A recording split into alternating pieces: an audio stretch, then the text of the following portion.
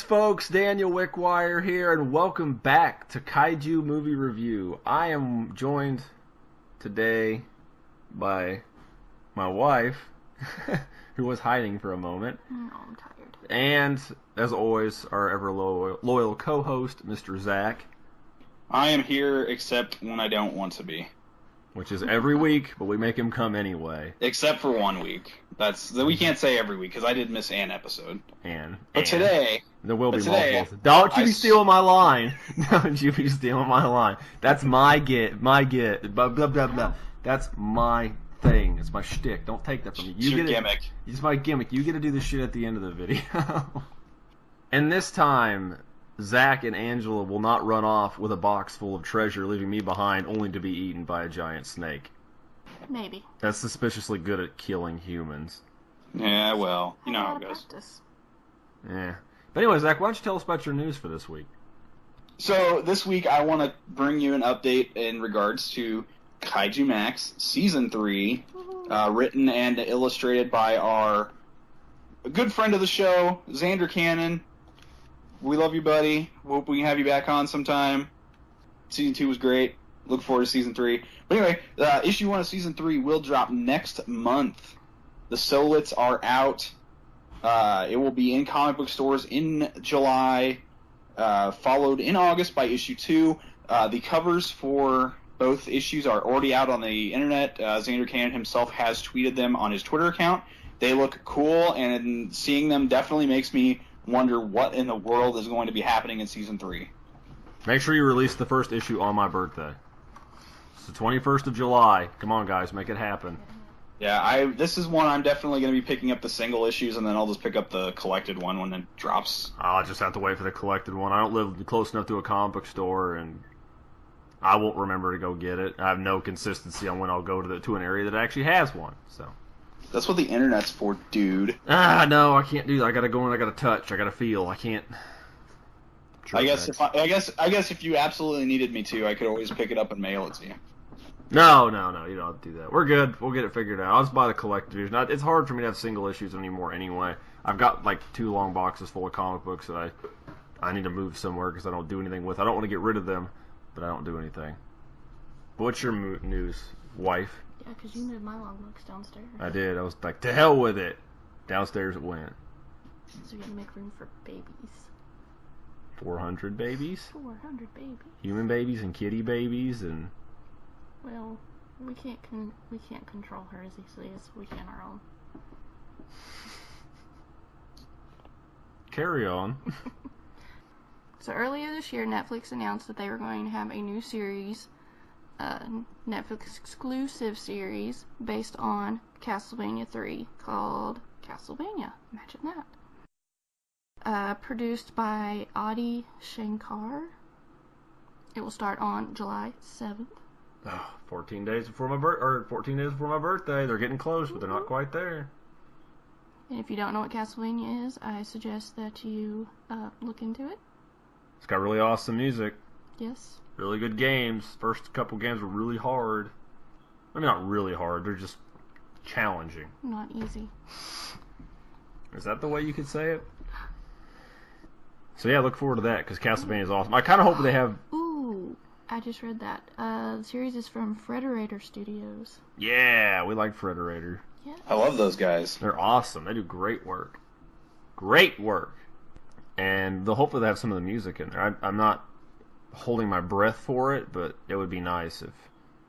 Yeah, Konami would be really kind of screwing the pooch if they didn't have at least some of the music from the series in there. I mean, some of the music from Castlevania 3 has already been remixed for games like Castlevania Judgment on the Wii, so... Exactly, and somebody during the series has to say, what a horrible night to have a curse. Wrong game, Dan. But it doesn't matter. It doesn't matter. They need to say it, because they're not going to make... Nobody's going to make a damn movie based on Castlevania 2. You don't even fight Dracula in it. And nobody's going to tell you where you go. The movie's just going to jump all over the place and have no solid plot, because they don't explain anything in it. And hearts are currency and not used for weapons. And my news for the week comes from recent posting, actually as of today. Michael Dougherty, who is the director of the upcoming Godzilla King of the Monsters, the second U.S. Godzilla film, is actually mentioned that a cryptic statement that this Godzilla may look different from the one from the 2014 film, but that shouldn't really come as a surprise to anybody for any longtime Godzilla fans, which most of you that watch the show should likely be, that he will look different to some extent. He says, and I quote, "He is evolution in the flesh, so ... insinuating that he will look different. But to what extent, we do not know, so that's something to look out for when we start getting images and information leaked. But of course, that movie's 2 years off at this point. Anyhow, so I'm more interested in seeing how different Kong is going to look, because I mean, you got to figure, or I guess wrong movie, but further on, I mean, when they get to Godzilla versus King Kong, I mean, it's been 40 years since we've seen Kong last. I just hope they keep going with the Toho-esque Kong like they did for Kong Skull Island, which, may I add, comes out later this month. We're recording this on June 2nd, so make sure you look forward to that coming. But, yeah, definitely I'm hoping they stick with the whole Toho Kong thing, because that makes more sense than a... And if they did a big change on him at this point, it really wouldn't make that much sense anyway. Like just an overall change. I mean, just keep him brown, keep him bipedal, have a little bit of fun with the design, have him shoot lightning out of his hands and shit. It'd be awesome. He did that once. Yeah, he touched Godzilla. He's like, zappity zap zap. Just like that. There was also some berries that made him go to sleep. Yeah, I got drunk. It was a weird weekend. Yeah, I'd get drunk after I fought an octopus, too. And drank mystical berry juice. But anyway, we'll go ahead and jump into the movie we'll be talking about today, which doesn't have octopi in it or any cephalopods. It doesn't have magical berry juice. But it does have tranquilizers, so that's a thing. It's also lacking in giant bipedal monkeys. Yes, but there are monkeys in the film. There are monkeys in Anaconda, and they get shot. But it has legless snakes. Yeah, snakes. Yeah, legless reptiles. Whoopity whoop whoop whoop. But they just want to get booped on the snoot or a snek. Yeah. That's what we should do. We do snek memes. Please do that when you edit this together. Okay. Do random snek memes. I will. But today we are going to talk about the 1997 cult classic, because it was relatively popular in its day, which I guess wouldn't make it a cult film.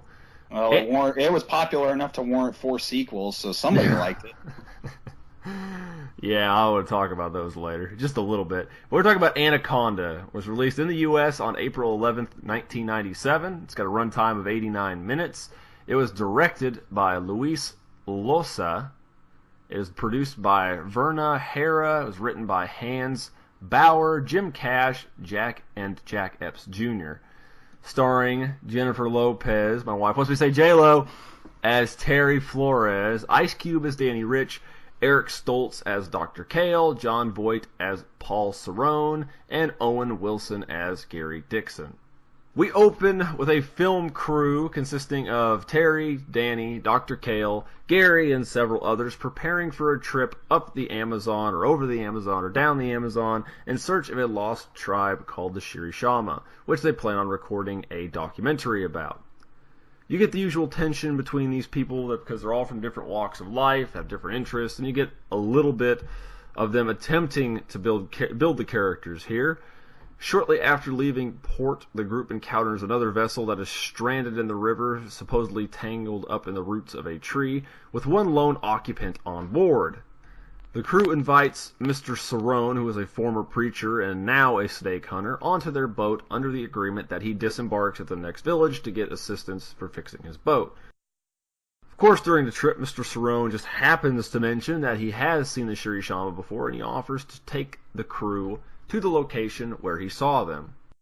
An undisclosed time afterwards, a rope gets tangled up in the boat's propeller. Dr. Kale jumps into the water to remove it, freeing the boat.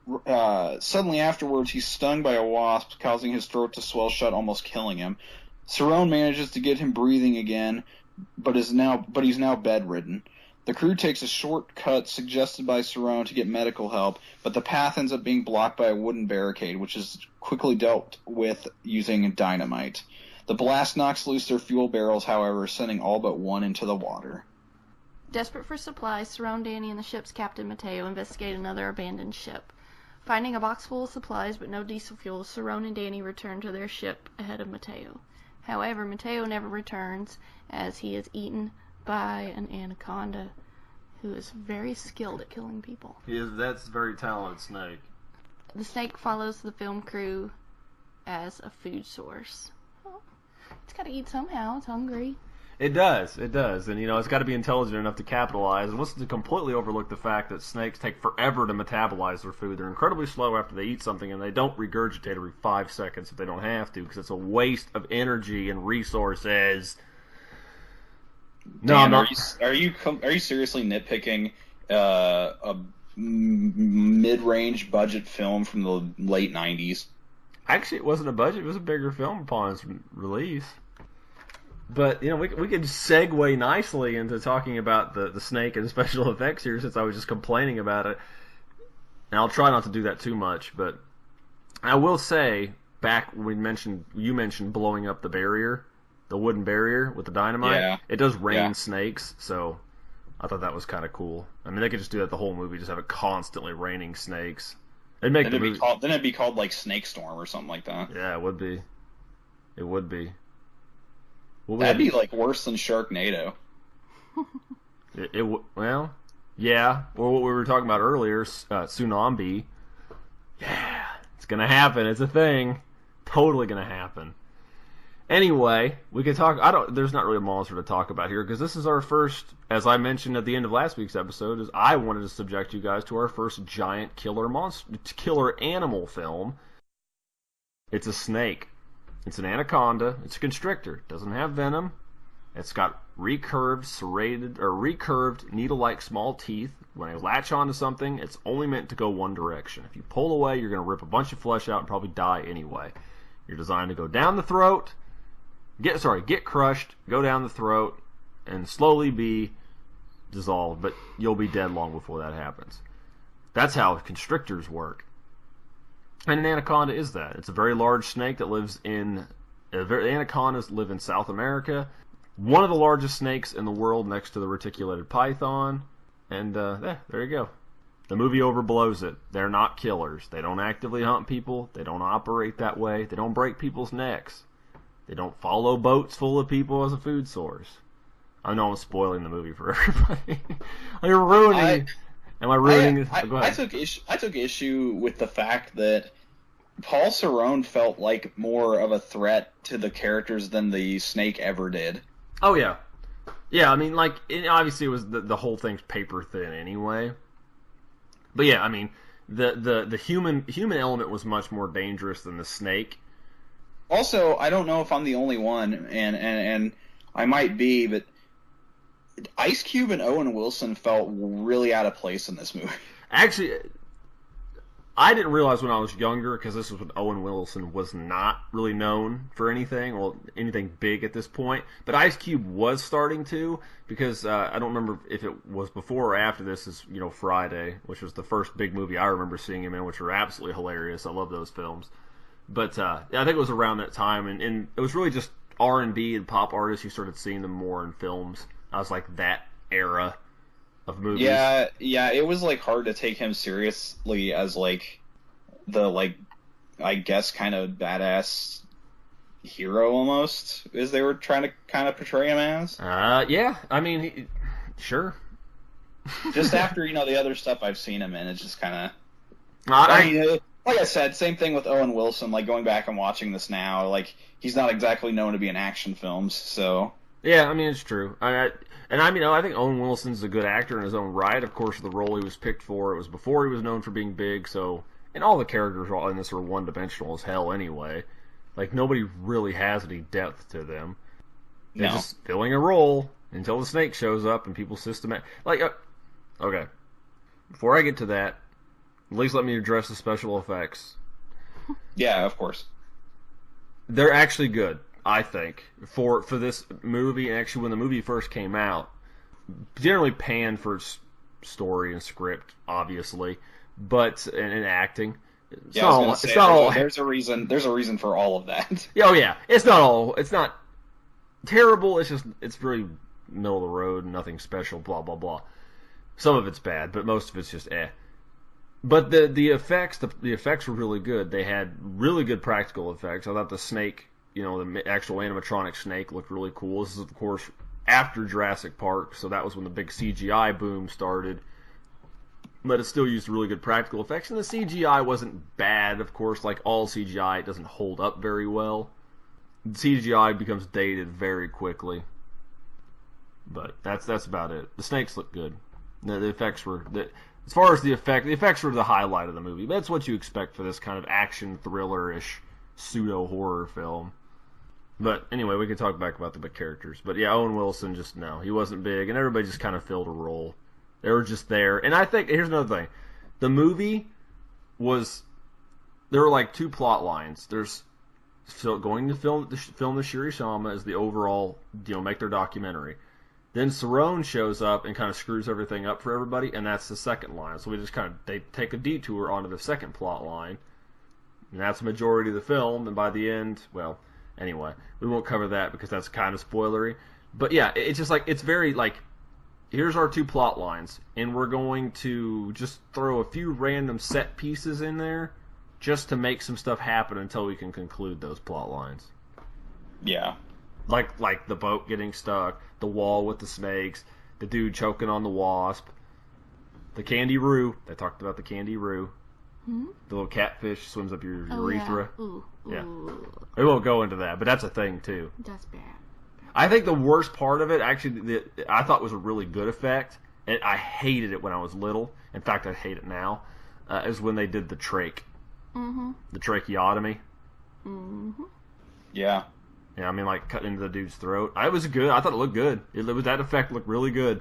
It was convincing as shit to me. Poor old Eric Stoltz. Yeah, no love for him. Gets stabbed in the neck and disappears for most of the movie. Foreshadowed by J-Lo and Ice Cube. Oh, man. Well, that's what he gets for gargling wasps. But that brings back what happens later. I know. Well, it's all them waters, aqua wasps. That was... I'm just kidding. But that had to hurt. Oh, of course it hurt. It hurt terribly. I'm sure it was awful. That's just like, I have a thing with, like, throat. That freaked me out, man. That gave me nightmares. Still does. Terrifying. What do you think, Zach? Of what? Everything. Like the movie? Well, I hope so. That's what we're talking about here. I mean, are we to that point already? We're talking about our thoughts? No, hold on. No, we're not. You actually have a valid point. We need to talk about availability. Film pricing and availability. Obviously, for a movie this old, I mean, Anaconda's been out forever. It came out 20 years ago. Oh, and that's forever. Yep. Forever ago. Well, you guys know what I mean. It's all down to perspective. Thanks, I feel so You can get this thing all over the place. There are copies, at least at the time of this recording, there are copies available on eBay on VHS, DVD, Laserdisc, and Blu-ray. You're looking at for VHS, DVD, and Blu-ray, you're looking at about $5 to $10. For Anaconda on Laserdisc, you're looking at about $15, which is pretty decent for a Laserdisc copy. Yeah, I mean, the movie's out there. There's plenty of copies to go around, so it's not anything you're gonna have to really go out of your way to find. But we'll see what Dan finds with his over on Amazon. Well, I have yielded a very expensive DVD release of the film. Actually, the DVD it lists on there right now, which is the old DVD that came out when the DVD originally came out, is listing for $27.95. The Blu-ray is $5.29, which is what we paid for brand new. Mill Creek handled that, by the way, which Mill Creek does really good work. And multi-format DVD Blu-ray combo is about $10, but it's not a standard production item. I think it's something that went out. And your most readily available will be the Blu-ray. It's $5. So, good way to get it. I'm looking on here, and honestly, on eBay, you can pick up the Japanese Laserdisc even for around $30.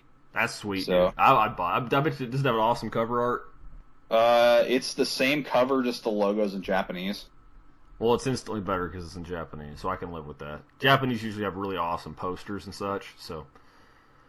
But I guess we're at the point we can go ahead and voice our opinions and recommendations. So why don't you go ahead first, Zach?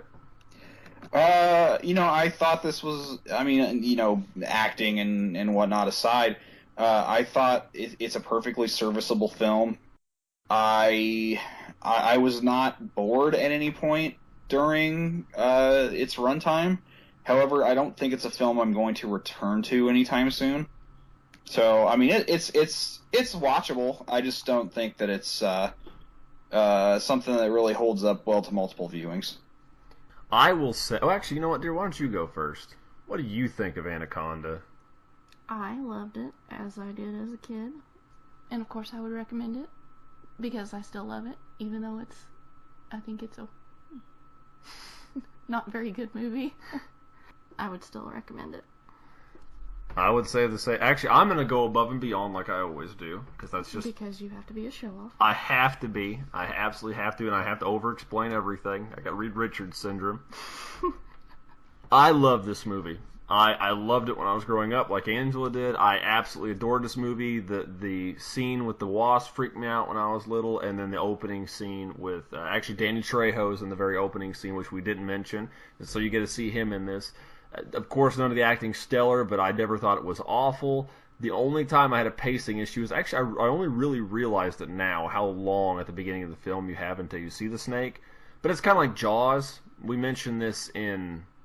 The Monster of Piedras Blancas, where it's a long time before you see the monster. It's not quite as long for Anaconda, but it's handled better. It feels more like how Jaws was handled, where it was done tastefully and sporadically, and you get your few false reveals ends up being something else, or red herrings, and that's fun. I mean, it keeps you into it. It keeps the suspense up, and it is a fun movie. And it probably didn't sound like it the whole time we were doing this review, because I know it didn't, but I do genuinely love this movie. I loved it when it came out. I loved the thought of the giant snake. That's why I love giant animal movies or killer animal movies. I think they're fun, especially reptiles. But, here's another thing we could throw a bit of trivia in. Just while we're at it, I actually loved all the actors in the movie, too. I loved Jon Voight's terrible South American accent, and I love Ice Cube in the movie, being Ice Cube in the movie, and... actually, the little acting credit I didn't know, Frank Welker's the snake. Dude, Frank Welker does everything. Frank Welker is literally in everything. Like, I know, he is an animal, a dog, somewhere. His filmography is like its own page on Wikipedia. It should be. Yes. It's this whole stuff. It's like imdbfrankwelker.com. But no, seriously, genuinely, it's a fun romp. It's only an hour and a half. You get some suspense. You get some good practical effects. You get some okay CGI. Was good at the time. Again, didn't hold up very well today.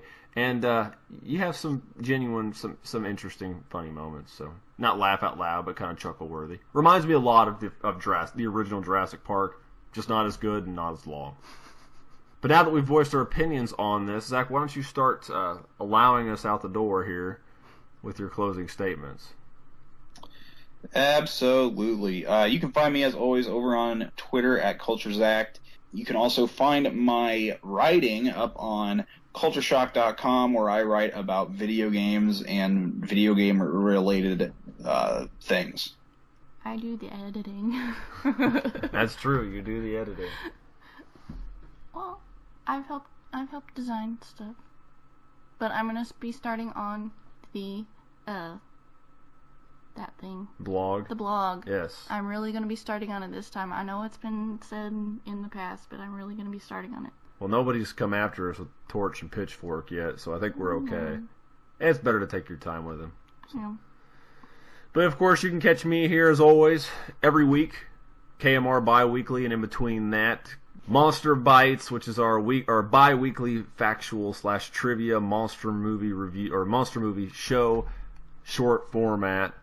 But aside from that, we'll include all the important links below to my Twitter, Zach's, Angela, the KMR Twitter, the KMR Facebook page. I'll put a link in for the Castlevania trailer, so if you guys want to check that out.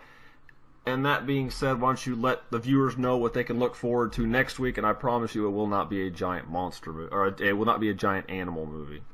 All right, well, on our next KMR, we'll be covering the original Clash of the Titans from 1981, So until then, for Dan and Angela, this is Zach. Thank you for joining us on Kaiju Movie Review.